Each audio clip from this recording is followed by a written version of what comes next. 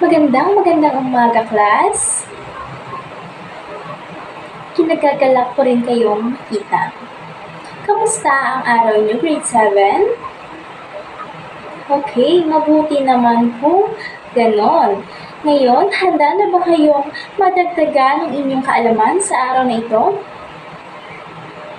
Okay, bago ang lahat, ako si Binibining Ira Pasaklan na maghahatid sa inyo ng bagong aralin na pinamagatang nasyonalismo sa silangang Asya.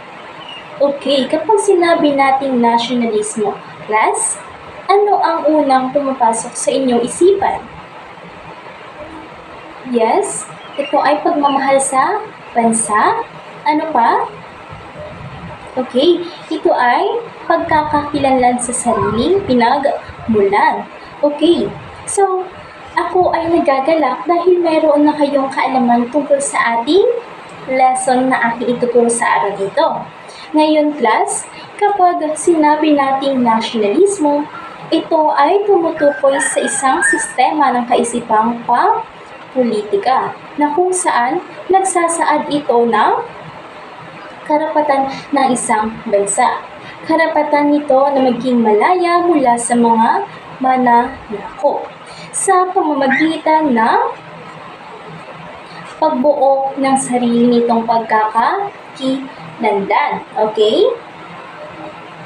So, tulad nga ng mga sinabi ninyo kanina, class, na pagmamahal sa bansa, pagtangkilik sa sariling produkto, pagkakakilanlan sa sariling pinagmulan, paggalang sa watawat, pagrespeto at pagsunod sa mga batas na ipinapatupad mula sa itaas. Okay?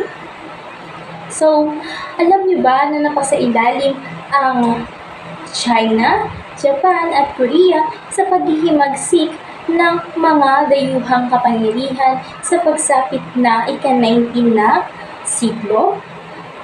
Ngayon, uunahin natin ang pag-usbong ng nasyonalismo sa China.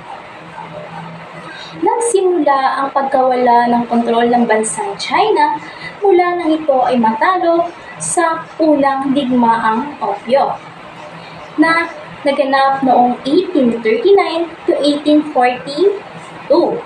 Ngayon, muli naman itong natalo sa ikalawang digmaang Opyo na naganap noong 1856 to 1860. Unahin natin ang unang digmaang Opyo.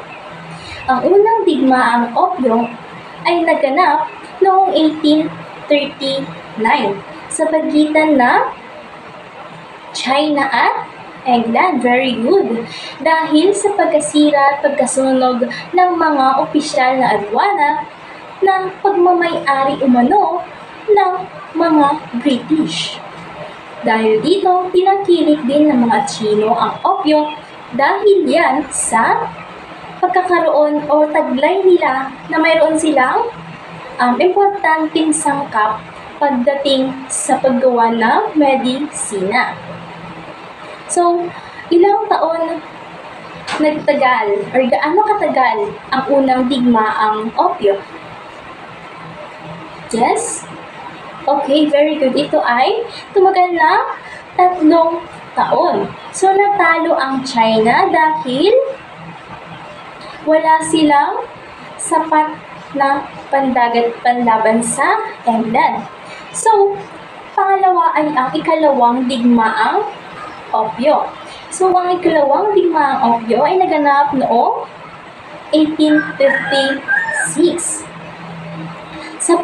sa pagitan ng China at natalo ito sa pagitan ng France at England.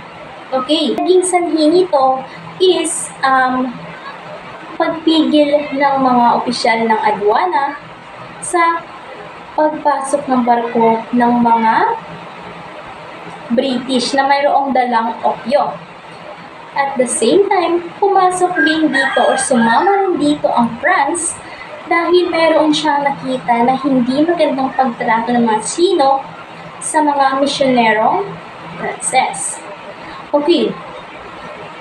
So, natalo rin ang China dito. dahil nga wala silang sapat na lakas pagdating sa kagamitan sa pagdadagat.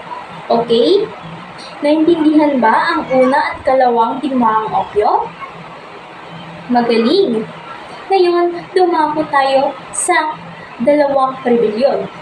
Upang may pakita nila ang kanilang pagtutol sa pananakop ng mga kanluraning bansa, nagsagawa ang mga Tsino ng dalawang rebelyon. Ito ay ang Rebelyong Taiping na naganap noong 1850 at Rebelyong Boxer na naganap noong 1900s. Okay? So, ang Rebelyong Taiping ay pinamumunuan ni Hong Xiuquan or Hong Xiuquan rather. So, laban ito sa dinastiyang Qing na pinamumunuan ng mga dayuhang Manchu. Very good. Okay?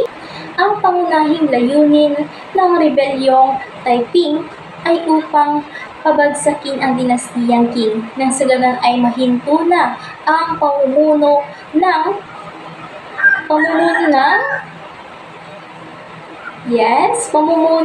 mga dayuhang bansa. At the same time, para na rin magkaroon ng pagbabago sa kanilang lipunan. Pangalawa ay ang Rebelyong Boxer. Ito ay naganap noong 1900s. Bakit kaya natawag na Rebelyong Boxer ang rebelyong ito? Okay?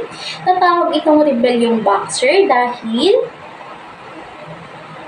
ang miyembro ng samahang Ai Huchuan ay naghimagsik. Ang layunin naman nitong rebelyong ito ay patalsikin ang mga dayuhang bansa. Kabilang rito ang mga kanluraning bansa. Okay, naintindihan ba ang nasyonalismo sa China? Okay. Ano nga ulit ang dalawang rebelyon na isinagawa ng mga Tsino? Very good. Ito ay ang Rebelyong Taiping at Rebelyong Boxer. Ngayon, dumako naman tayo sa nasyonalismo sa Japan. Okay, class, may tanong ako. Sa tingin niyo ba nakipaglaban ng Japan sa kanluraning bansa? Okay, may mga kasagutan na oo, may mga kasagutan na hindi. Okay, manahimik everyone. So, ang kasagutan po rito, ang Japan ay hindi nakipaglaban sa mga kanluraning bansa. Unlike po sa China na nakipaglaban sila sa mga bansang kanluraning. So, dahil dito, napagtanto ni Emperador Motsuhito na once na tinuloy nila ang digmaan ay magkakaroon ng malaking gastos. Wala silang sapat na material o lakas laban sa mga kanluraning bansa at marami ang madadamay. So, yun yung mindset ni Emperador Motsuhito. Kaya hindi na sila nakipaglaban sa mga kanluraning bansa. Kaya naman, tinupad na lamang ng mga Hapon ang hiling ng mga kanluraning bansa. Ito ay ang pagbukas ng daungan or open door policy na tinatawag. Dahil ito ay para sa magandang daloy ng kanilang pakikipagkalakalan at para na rin sa peace ng bawat isa. So, tinanggap ng Japan ang kanluraning bansa sa pamamagitan ng Kasunduang Kanagawa. Ano nga ba ang Kasunduang Kanagawa? Ang Kasunduang Kanagawa ay nilagdaan noong March 31, 1854 sa pagitan ng Tokugawa Shogunate at ni Matthew Perry. So, ang kasunduang ito is tinatawag rin siyang Kasunduan ni Perry. Okay? So, ito ay ang kauna-unahang kasunduan ng mga Hapon para sa bansang kanluranin. Ngayon, dahil dito, is nagkaroon na or pumasok na dito ang tinatawag na Meiji Restoration. So, ang Meiji Meiji Restoration, ito yung dahilan kung bakit nagkaroon ng pagbabago at pag-unlad sa kanilang bansa. Okay? Napaunlad nila ang kanilang tatlong sistema. Ito ay ang sistema sa edukasyon na nagmula sa United States, sistema ng pang-ekonomiya, sistema ng pamahalaan na natutunan nila mula sa mga Europa at Germany. Very good. Ngayon, napalakas din nila kanilang sandatahang lakas dahil isinasanay nila ang kanilang mga future sundalo. Okay, naunawaan ba kung ano ang nationalism sa Japan? Sino nga ulit ang emperador ng Japan? Yes, si Emperador Motsuhito. Ngayon, dumako naman tayo sa nationalism sa Korea. So, si Seo Jae-pil ay tinaguriang kampiyon ng Korea sa pagsusulong ng kalayaan sa bansa laban sa mga mananakop at kauna-unahang Korean na naging citizen o ganap na mamamayan ng United States. Ang nasyonalismong umunlad sa Korea ay nakabatay sa pagnanais na makalaya mula sa pananakop ng Japan mula 1910 to 1945 at makabuo ng sariling pagkakakilanlan sa kabila ng matinding impluwensyang Chinese at Japanese sa kultura at kasaysayan nito. Okay, naintindihan ba ang ating tinalakay ngayong araw? Sino na nga ulit ang tinaguriang kampiyon ng Korea? Very good, si Seo Jae-pil. Ngayon, ano nga ulit ang dalawang rebelyon na isinagawa ng mga Chino? Very good, ito ay ang rebelyong Taiping at rebelyong Boxer. Sino naman ang emperador ng Japan? Very good, ito ay si Emperador Motsuhito. Very good, grade 7. Dahil dyan, bibigyan ko kayo ng good job clap. GOODJOB, good job, good job, good job. Maraming salamat sa inyong pakikinig at panonood sa videong ito. Naway, nadagdagan ng inyong kaalaman sa araw na ito. Yun lamang. Goodbye, grade 7.